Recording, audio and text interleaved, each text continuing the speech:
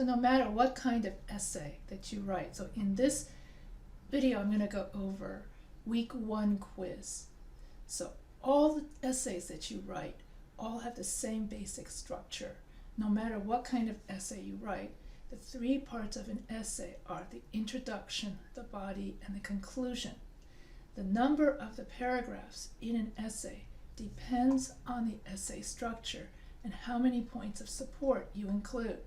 The 3 parts of an essay are the introduction, the body, and the conclusion. And so when you write your introduction, you have a hook, 5 background sentences, and a thesis.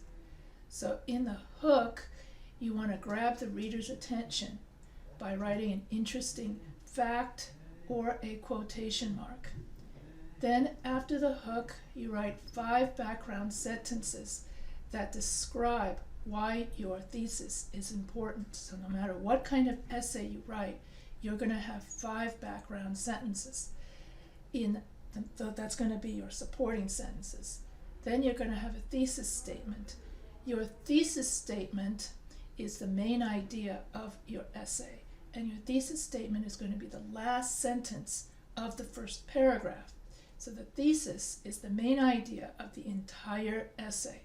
The hook is the first sentence in the introduction, and the hook does not have supporting details. The hook is just that very first sentence that grabs your attention, that makes you want to read that essay. It's like that cliffhanger, and then it grabs you. Have you ever gone skiing, or have you ever done something? And then it grabs your attention.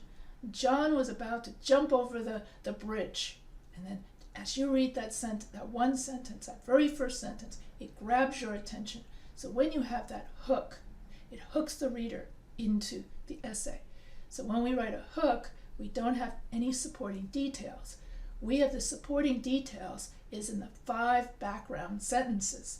The 5 background sentences serve as the supporting sentences of that hook. So after you read the hook, John is about to jump off the bridge. Then you read the 5 background sentences. He's depressed, he doesn't feel very well, he thinks that there's nothing more to life, and so on and so forth. So then your thesis statement would be suicide is the #1 cause of death for young people because of reason 1, reason 2, reason 3.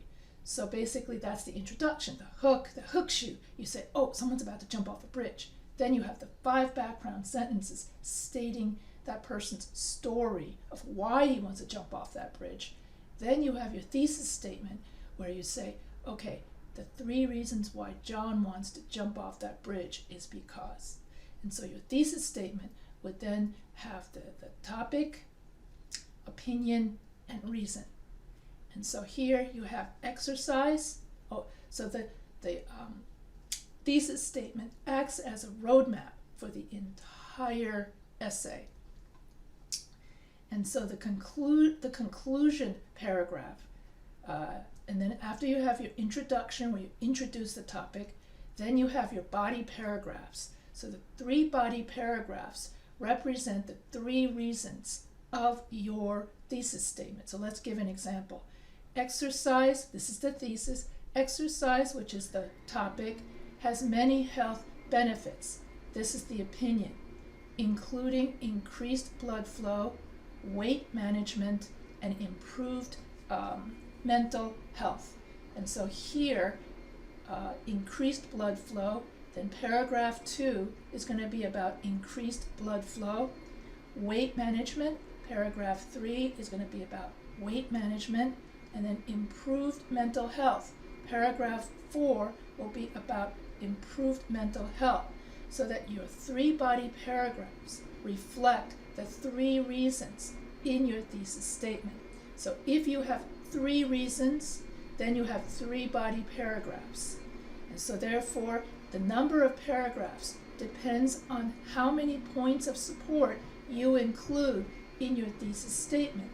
So in a typical thesis statement, you're going to have 3 reasons. Then those 3 reasons become your 3 body paragraphs, and then you write your conclusion. So you should write one body paragraph for each topic that is listed in the thesis statement.